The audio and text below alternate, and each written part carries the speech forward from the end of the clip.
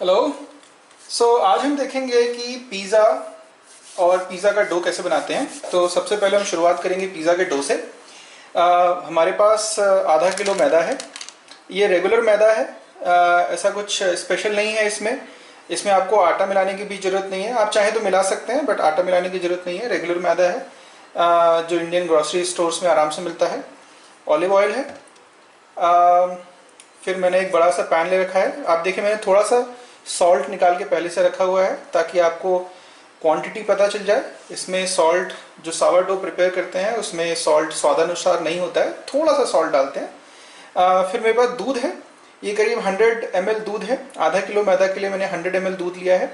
ये Luke warm किया हुआ है और इसमें पहले से मैंने 1 टीस्पून शुगर डाल दिया है ताकि वो मेल्ट हो जाए। और मेरे पास ईस्ट है। तो हम पहले क्या करेंगे, जो ल्यूकवार्म मिल्क है उसमें हम 2 टीस्पून ईस्ट, ये ड्राई ईस्ट है। ये देखिए ऐसा दिखता है। ये ड्राई ईस्ट है। ये 2 टीस्पून ड्राई ईस्ट हमने पहले ही मिल्क में ऐड करके रख लिया ताकि जब तक हम अपना जो डो के लिए जो मैदा है वो प्रिपेयर करेंगे तब तक ईस्ट ग्रो हो जाएगा। हमने ईस्ट को ल्यूकवार्म मिल्क में इसलिए डाला है ताकि ईस्ट जल्दी से ग्रो करे। ईस्ट को ग्रो करने के लिए ईस्ट को फूड चाहिए एक तरह से।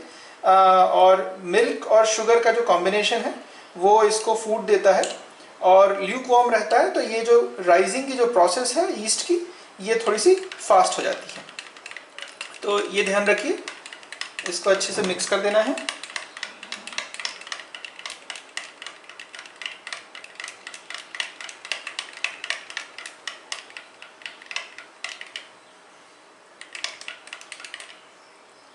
चलिए, ये हो गया। इसको हम साइड में कर देते हैं। अब आपने सॉल्ट देख लिया, थोड़ा सा सॉल्ट है। इसमें मैंने आधा किलो मैदा डाल दिया।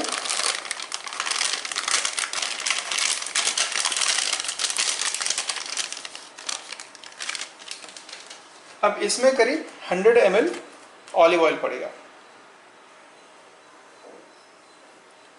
100 ml अगर आपको ज़्यादा लगता है तो आप 60-70 ml भी डाल सकते हैं, बट उससे कम अगर आप डालेंगे तो आपका डो जो है वो थोड़ा सा बिस्किटी हो जाएगा और नीचे चिपकेगा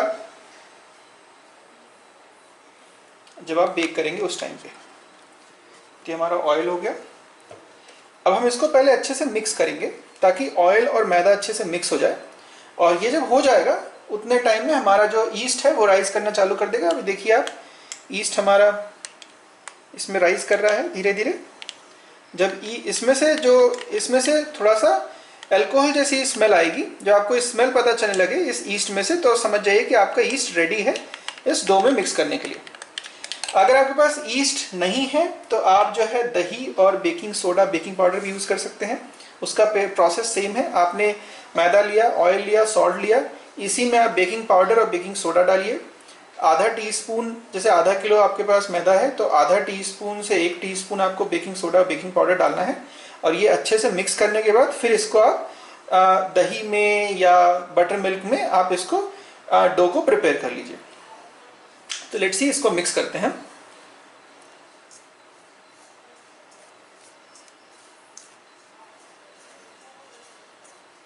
इसमें लम्स नहीं पड़ने चाहिए। आपको मैदे को और ऑयल को अच्छे से मिक्स कर देना है। चूंकि पिज़्ज़ा जो है, पिज़्ज़ा बनाने की एक ही प्रोसेस है, एक ही रेसिपी है। You can't make it in many different ways, otherwise वो पिज़्ज़ा पिज़्ज़ा नहीं होता। इसलिए मैं आपको पूरी प्रोसेस दिखाऊंगा।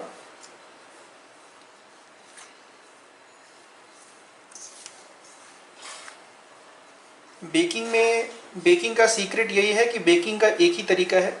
आप उसमें वेरिएशंस बहुत ज़्यादा नहीं डाल सकते, नहीं तो आपको वो चीज़ नहीं मिलेगी जो आप चाहते हैं, जो आप ढूंढ रहे हैं।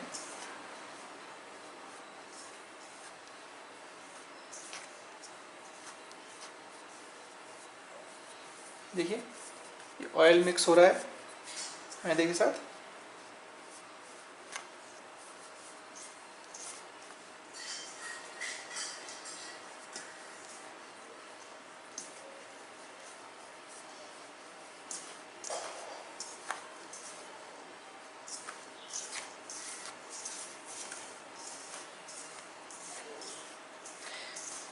एक चीज़ और आप ध्यान रखिए कि आप एक ड्राई कंटेनर यूज़ करें, नहीं तो आपका जो मैदा है वो नीचे अगर पानी रहेगा, आपने तुरंत वॉश किया है और आपने उसको वाइप नहीं किया है तो पानी में मैदा चिपक जाएगा, फिर ये प्रोसेस प्रॉपर नहीं होगी, आपके लम्प्स बन जाएंगे उस पानी की वजह से।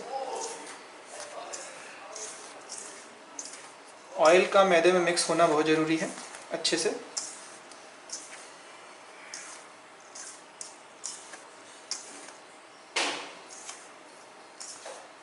आपको एक और चीज़ बता दूं कि हमने जो ऑयल यूज़ किया है, बस इसके बाद हमारा ऑयल का कंजम्पशन बहुत कम है। इसी ऑयल में जब आप डो को बेक करेंगे, पिज़्ज़ा को बेक करेंगे, तो इसी ऑयल में डो भी बेक हो जाएगा।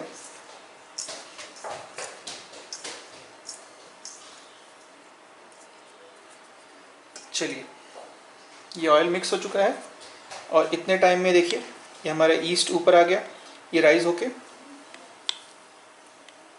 एंड दैट्स द साइन कि ये रेडी है। आप चाहें तो 5 मिनट और वेट कर सकते हैं, बट चूंकि ये यहाँ रेडी हो चुका है, इसमें बबल्स आना शुरू हो गए हैं, इसलिए हम इसको मिक्स कर सकते हैं। तो हम थोड़ा थोड़ा डालेंगे।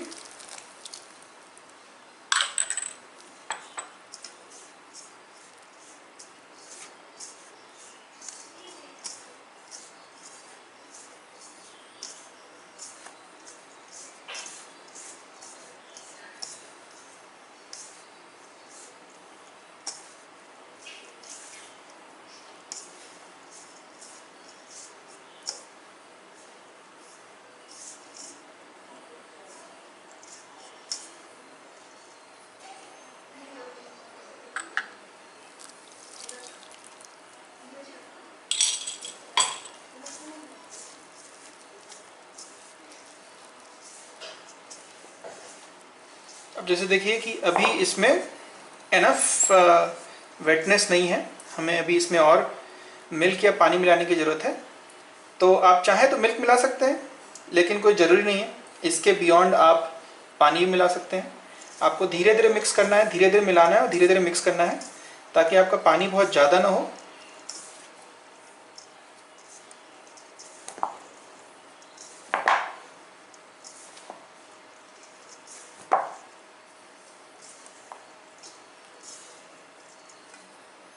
थोड़ा पानी ले लेते हैं।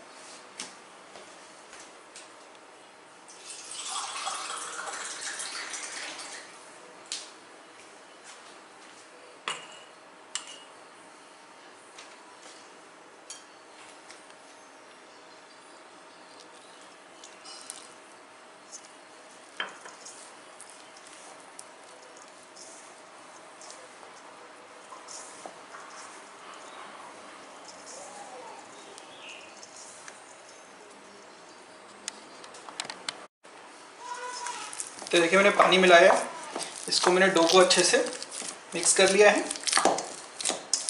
जिस तरह से आप आटा रोटी के लिए आटे का डो बनाते हैं, वही प्रोसेस में फॉलो करनी है। लेकिन इसको बहुत ज़्यादा मिक्स करने की ज़रूरत नहीं है, एज इन जैसे आपको तुरंत रोटी बनाना हो और आप पूरा अच्छे से मिक्स करते हैं, वो प्रोसेस ज़रूरी नहीं है, क्योंकि ये राइस होगा। राइस होने में वैसे भी ये अलग अलग हो जाएगा, काफ़ी स्प्रेड हो जाता है, इसलिए आपको बहुत ज़्यादा इसको रोटी की तरह मिक्स करने की ज़रूरत नहीं है।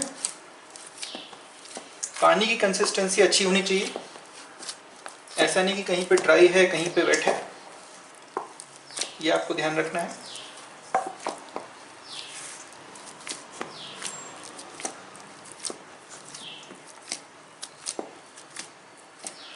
तो आप देखिए, मैं आपको प्रेस करके दिखा रहा हूँ कितना इसमें पानी है। तो मैंने जितना मिल्क शुरू में यूज़ किया था, उसका ऑलमोस्ट 50% मैंने और पानी यूज़ किया है।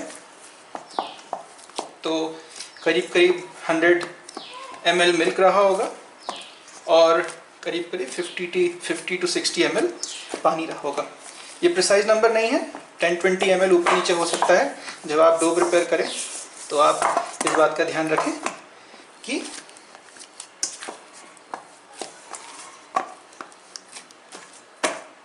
आप इस तरह से प्रेस करके देखिए और ये वापस आना चाहिए और आपकी उंगली में मैदा नहीं चिपकना चाहिए। ये बात आपको ध्यान में रखना है। कैसे प्रेस करना है, मैदा वापस आएगा, आपकी फिंगर में कोई मैदा चिपकना नहीं चाहिए। इतनी कंसिस्टेंसी होनी चाहिए, इतनी स्टिफनेस होनी चाहिए। इससे ज़्यादा स्टिफ नहीं होना चाहिए, इससे ज़्यादा वेट भी नहीं होना चाहिए। ठीक है, तो ये मेरा डो रेडी हो गया है।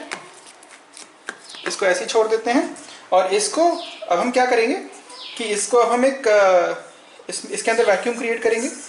या तो आप इसको किसी वैक्यूम कंटेनर में रख दीजिए, बड़ा कंटेनर होना चाहिए क्योंकि ग्रो होके कम से कम 2 to 3 टाइम्स ग्रो हो सकता है।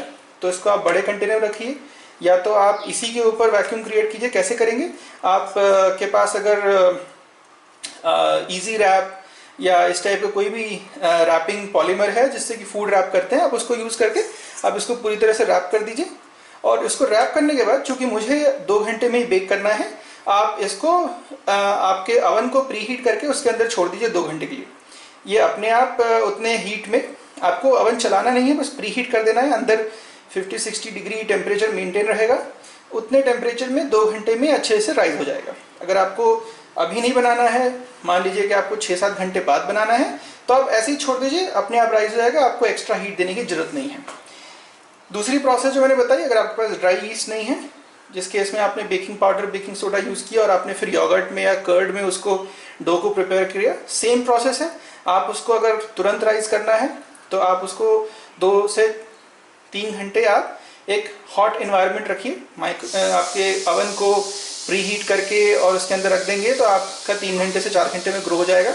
अगर आपको देर में करना है तो आप कम से कम 8 घंटे उस डो को रखिए। 8 घंटे में वो अच्छे से फ्लोर जो है राइज हो जाएगा। ठीक है, तो अब हम इसको देखेंगे, 2 घंटे बाद इसको चेक करेंगे। मैं इसको ओवन के अंदर रखने जा रहा हूँ, 2 घंटे के में इसको चेक करेंगे, देखेंगे कि ये कैसा राइज हुआ है। ओके, सो करीब 2 से 2.5 घंटे हो गए हैं और आप देखिए हमारा जो फ्लोर है वो पूरा रेज हो चुका है। ये मैं इस पर कवर हटा के दिखाता हूँ। से पहले कैसा था और अभी कैसा है, ये अच्छा खासा रेज हो चुका है। ठीक है, तो ये हमारा डो रेडी है। अब पिज़्ज़ा के लिए हमें और क्या क्या चाहिए, हमें पिज़्ज़ा सॉस बनानी होगी। तो पिज़्ज़ा सॉस बनाने के लिए हम जो है एक पैन में ऑलरेडी टमाटर और जो खड़ी लाल मिर्च होती है उसको हम बॉईल कर रहे हैं। इससे हम पिज़्ज़ा सॉस बनाएंगे। पिज़्ज़ा सॉस के लिए हमें इसके अलावा ऑलिव ऑयल चाहिए, जिंजर गार्लिक पेस्ट चाहिए। अगर आपके पास जिंजर गार्लिक पेस्ट नहीं है तो गार्लिक पेस्ट भी चलेगा। और हमें चाहिए कुछ हर्ब्स, ऑरिगेनो, या जनरली आपको सुपरमार्केट में इस टाइप का पिज़्ज़ा मिक्स मिल जाएगा जिसमें ऑरिगेनो के साथ कुछ और भी हर्ब्स रहती हैं, और इन सबसे हम पिज़्ज़ा सॉस बनाएंगे। तो मैं भी आपको प्रोसेस बताऊंगा पिज़्ज़ा सॉस कैसे बनाते हैं। फिर पिज़्ज़ा की टॉपिंग के लिए आपको चाहिए चीज़। सो मेरे पास ये मोज़रेला चीज़ है, साथ में कुछ मेरे साथ पनीर भी है, जो कि अगर आप चाहें तो स्प्रिंकल कर सकते हैं। और फिर मेरे पास कुछ सब्जियां हैं, जैसे कि ब्रोकली एंड बेबी कॉर्न। मेरे पास जैलापेनो नहीं है तो मैंने ग्रीन चिली ले लिया है, मशरूम है, टोमेटो है एंड सो ऑन। आपकी मर्जी, आप जो वेजिटेबल्स चाहें, आप स्पिनच यूज़ कीजिए, बेसिल यूज़ कीजिए, ऑबेजिन यूज़ कीजिए, जुकीनी यूज़ कर सकते हैं, olive. So it's completely up to you. You can just use one vegetable, you can use mix of vegetables, completely up to you. And जो pizza bake होगा वो मेरे पास ये इस टाइप का बेस है। This is not a typical pizza base. ये basically जो केक बेक करने के लिए जो कंटेनर आता है ये उसका बॉटम है। मुझे ये कंफर्टेबल पड़ता है बिकॉज मैं इसमें से आराम से पिज़्ज़ा ट्रांसफ़र कर सकता हूँ। मैं बताता हूँ कहाँ ट्रांसफ़र करना है। और ये काफ़ी थिन होता है, सो इसलिए हीट अच्छे से प्रोपोगेट करता है। And finally I have a cast iron pan, a flat pan, and what it does is basically जब पिज़्ज़ा पूरा बेक हो जाएगा अवन में कन्वेक्शन मोड में, तब हम इस पैन के ऊपर, जो कि पूरा हीटेड पैन रहेगा, उसके ऊपर हम 30 सेकेंड्स के लिए पिज़्ज़ा रख देंगे तो नीचे से पिज़्ज़ा क्रिस्प हो जाता है। ये प्रोसेस मैं आपको एंड में दिखाऊंगा। मैंने आपको सारे टूल्स एंड इंग्रेडिएंट्स बता दिए कि क्या क्या चाहिए। ऑफ कोर्स चीज़ ग्रेट करने के लिए ग्रेटर चाहिए, हम उसको थोड़ा सा बड़ा ग्रेट करेंगे, थोड़ा सा मोटा ग्रेट करेंगे ताकि इसको स्प्रेड करने में आसानी हो। तो ठीक है, तो हम अभी क्या करेंगे, हम ये जो टमाटर है ये बॉयल हो चुका है, इसकी स्किन निकाल देंगे और इसके साथ जो रेड चिली है ये भी बॉयल हो चुकी है। तो हम इन दोनों का पेस्ट बना लेंगे एंड इसके पैरेलल में हम ये वेजिटेबल्स को चॉप कर लेते हैं। सो हमारा यहाँ पे पेस्ट बन चुका है and then as I said we will start with, पहले हमने ऑलिव ऑयल में थोड़ा सा जिंजर गार्लिक पेस्ट डाला है, इसको हम थोड़ा फ्राई करेंगे।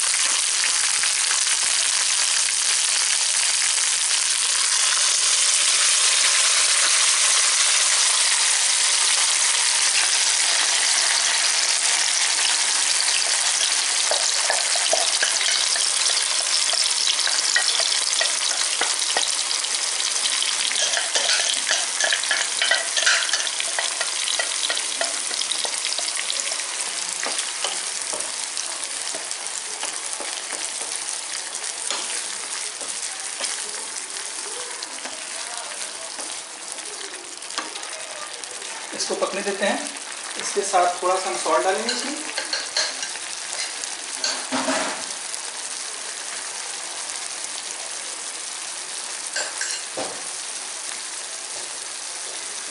फिर हमने इसमें जो मैंने हर्ब्स दिखाए थे वो डालना है।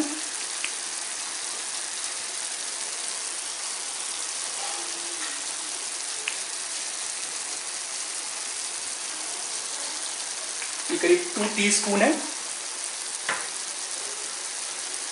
और इसको अब हम थोड़ी देर तक 2 से 3 मिनट इसको पका लेंगे। तो हमारी ये पिज़्ज़ा सॉस बन गई। अगर आप चाहें, अगर जैसे बच्चों के लिए बना रहे हैं तो आप चाहें तो रेड चिली को अवॉइड कर सकते हैं, रेड चिली को कम कर सकते हैं और बाद में ऊपर से चिली फ्लेक इस पिज़्ज़ा सॉस में ऐड किया जा सकता है। सो इसमें रेड चिली कंपलसरी नहीं है, डिपेंडिंग ऑन किसका कैसा टेस्ट है, और आप चाहें तो रेड चिली को कम भी कर सकते हैं और ज़्यादा भी कर सकते हैं।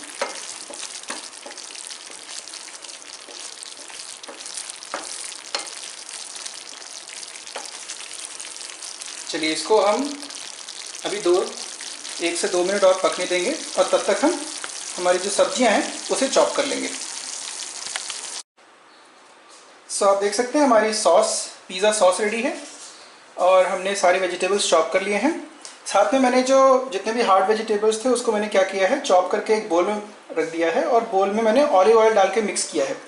आप चाहें तो ये सबको सॉटे भी कर सकते हैं, बट चूँकि ये ऑलरेडी 230 डिग्री सी पे 8-10 मिनट पकेगा, इसलिए सॉटे करने की ज़रूरत नहीं है। ऑलिव ऑयल मिक्स कर दिया इन सब में, वो काफ़ी है। तो इसमें सारी वेजिटेबल्स हैं, ब्रोकली है, मशरूम है, बेबी कॉर्न है, कैप्सिकम है और अनियन है। और जो सॉफ्ट वेजिटेबल्स हैं जैसे टमाटर हो गया, अगर ऑलिव होता तो ऑलिव हो गया, ये सब मैंने साइड में चॉप करके रखा है, इसको हमें उसमें मिक्स नहीं करना है, ठीक है। एंड चीज़ हमने ग्रेट कर लिया है। हमारा जो डो है वो तो मैंने आपको दिखाई दिया है। और जो पिज़्ज़ा बेस है जिसमें हम जो पैन जिसको हमने बोला जिसमें हम बेक करेंगे, उसमें हमने ऑयल हल्का सा लगा के रखा है ताकि नीचे पिज़्ज़ा चिपके नहीं। साथ में हम जो है जितनी देर में स्प्रेड करेंगे उतनी देर में हम जो हमारा अवन है उसको हम प्रीहीट कर लेंगे। 230 डिग्री सेंटीग्रेड पे हमें 8 मिनट तक कन्वेक्शन मोड या फैन मोड में कुक करना है।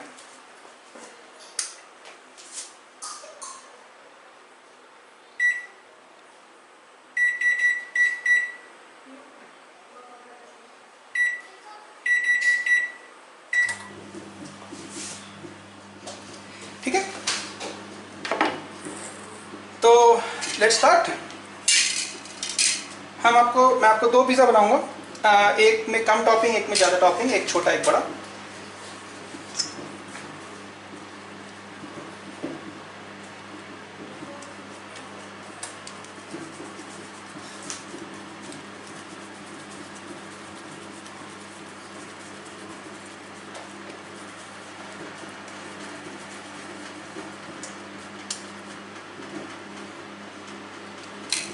इसको आपको इसमें स्प्रेड करना है जिस तरह से मैं दिखा रहा हूँ।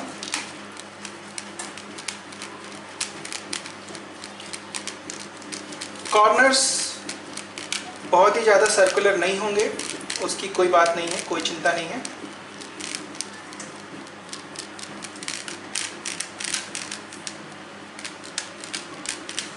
यूनिफॉर्मली स्प्रेड कर देना है ताकि कहीं पे भी ये डो बहुत ज़्यादा थिक ना रहे, कहीं पे भी ये बहुत ज़्यादा पतला ना रहे। आप चाहें तो पहले थोड़ा सा इसको चकला बेलन लेके आप पहले बेल भी सकते हैं, अगर आपको लगता है कि आप इस तरह से स्प्रेड नहीं कर पाएंगे। और उसके बाद आप इसमें आधा बेल लीजिए और आधा आप इसमें चाहें तो स्प्रेड कर दीजिए। मेरी प्रैक्टिस है तो मैं इसको आराम से स्प्रेड कर पाता हूँ। आपको जितना ये मोटा पिज़्ज़ा चाहिए, आप ध्यान रखिए कि ये जो आप स्प्रेड कर रहे हैं तो उसका हाफ थिकनेस स्प्रेड करने के बाद आनी चाहिए, क्योंकि अभी ये बेक होने में फूलेगा तो ये और मोटा होगा। तो ये बात का ध्यान रखिए, आप जितना मोटा खाना है उतना मोटा अगर आप रख देंगे तो वो बहुत मोटा हो जाएगा। तो आपको इस बात का पहले ध्यान रखना है।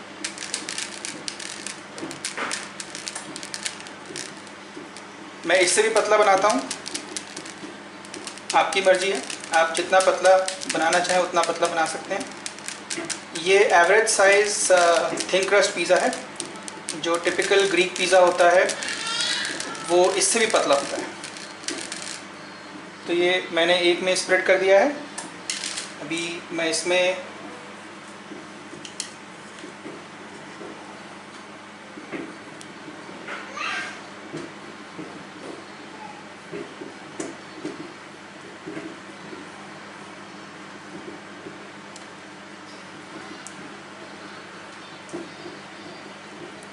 पिज़्ज़ा सॉस लगा दी। उसके बाद मैं इसमें चीज़ स्प्रेड कर दूंगा।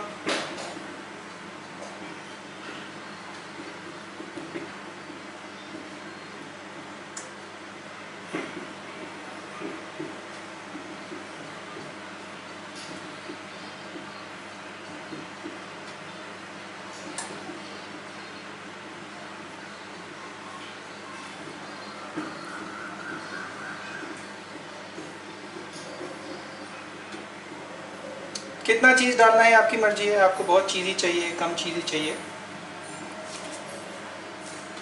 थोड़ा पनीर,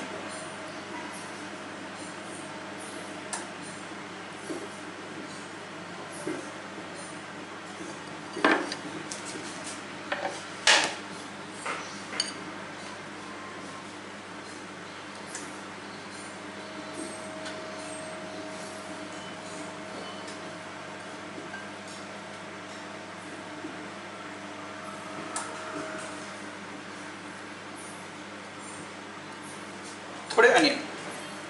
ये लाइट पिज़्ज़ा है। This is for my daughter. She doesn't like too much of vegetable in pizza. The other one is of course for adults.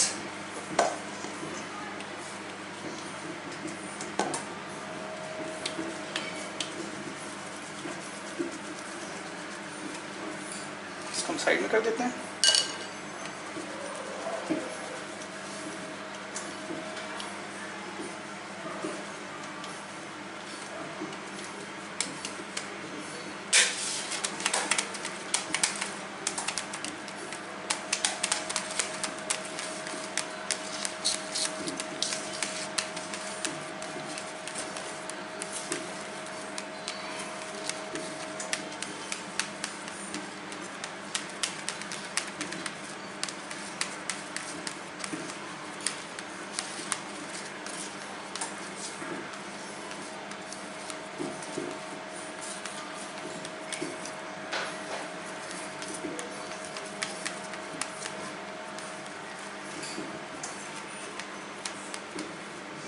एक बार जब ये काफ़ी स्प्रेड हो जाए फिर आप इसको दोनों हाथ से स्प्रेड कीजिए इस तरह से, ताकि ये सिमेट्रिक स्प्रेडिंग होती रहे।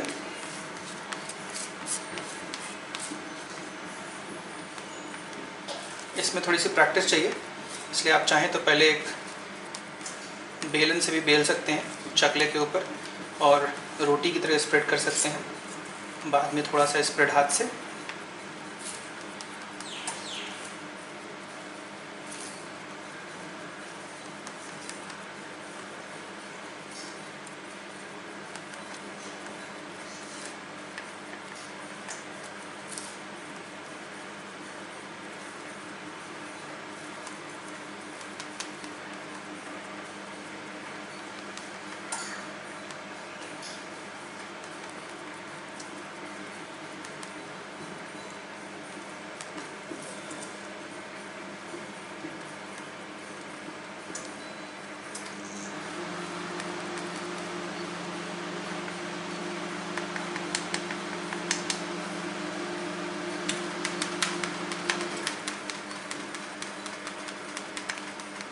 ठीक है,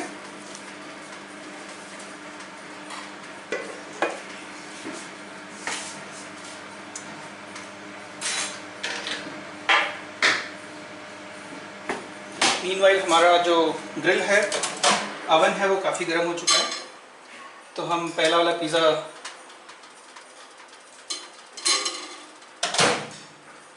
बेक करने के लिए रख देंगे and we start with the next one.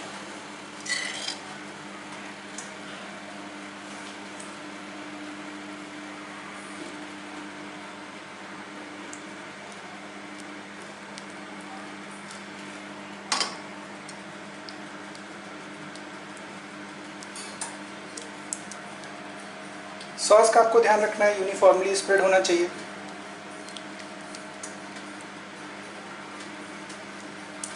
बहुत ज़्यादा सॉस भी नहीं चाहिए और बहुत कम होगा तो भी मज़ा नहीं आएगा।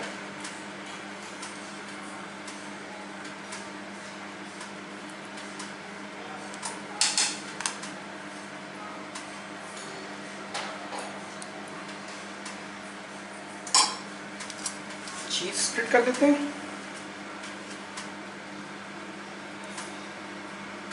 चीज़ कितना चाहिए वो आपकी मर्ज़ी है। कुछ लोगों को चीज़ ज़्यादा पसंद है, कुछ लोग चीज़ कंट्रोल रखते हैं।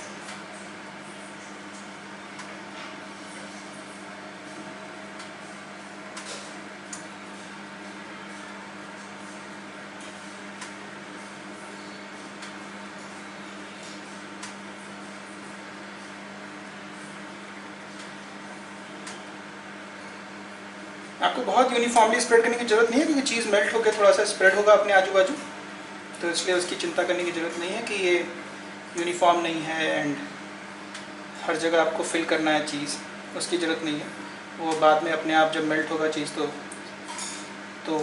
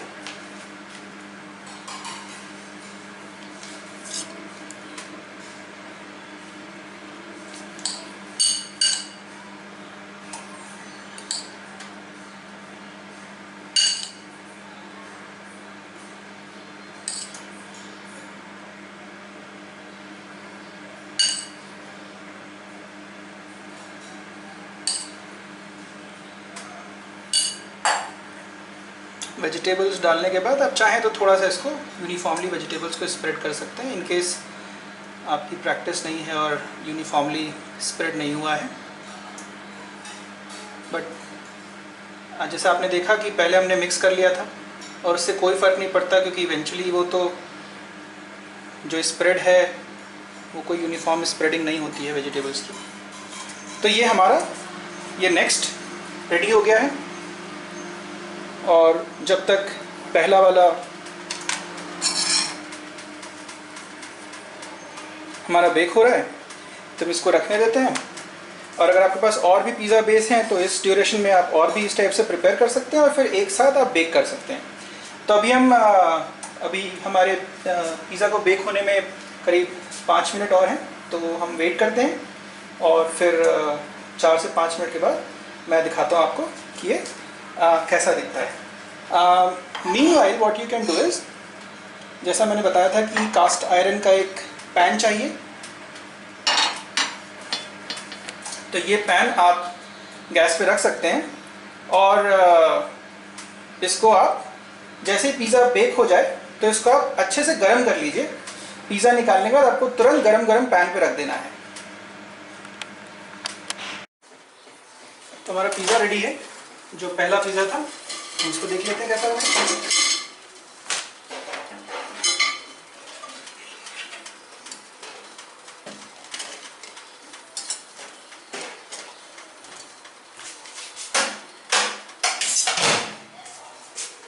तो ये देखिए, अब हमने साइड में ये जो पैन है, जो कास्ट आयरन का पैन है, हमने इसको गर्म करके रख लिया है और हम इसको पिज़्ज़ा को निकाल के इसके ऊपर डाल देंगे।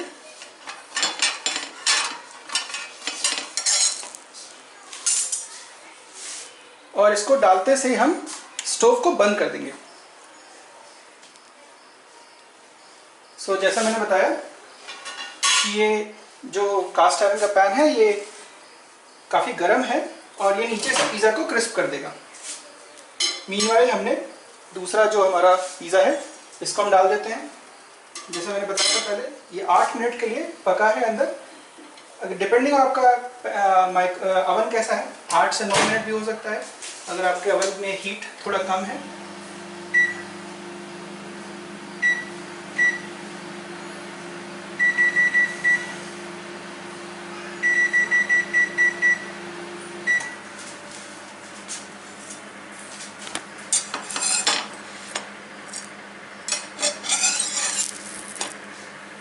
अब देखिए ये नीचे से बिल्कुल क्रिस्प हो चुका है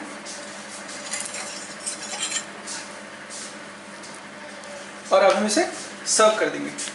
थोड़ी देर में आपको मैं दिखाता हूँ कि दूसरा पिज़्ज़ा भी कैसा बनता है। सो हमारा दूसरा पिज़्ज़ा भी हो चुका है, देखते हैं कैसा निकल के आया है।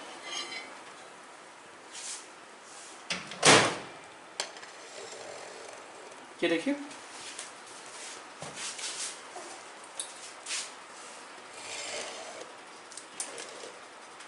अब जैसा मैंने पहले किया था वैसे ही हम इसको भी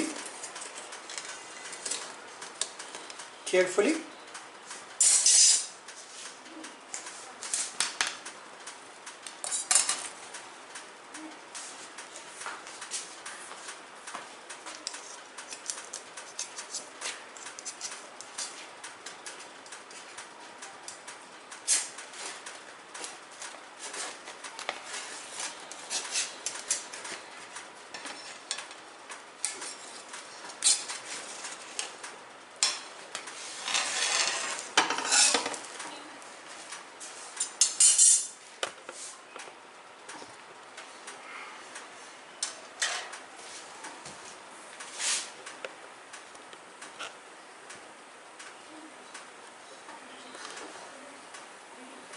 हमने पैन पे डाल दिया है और पैन पे रखते से हमने फ्लेम को स्विच ऑफ कर दिया है।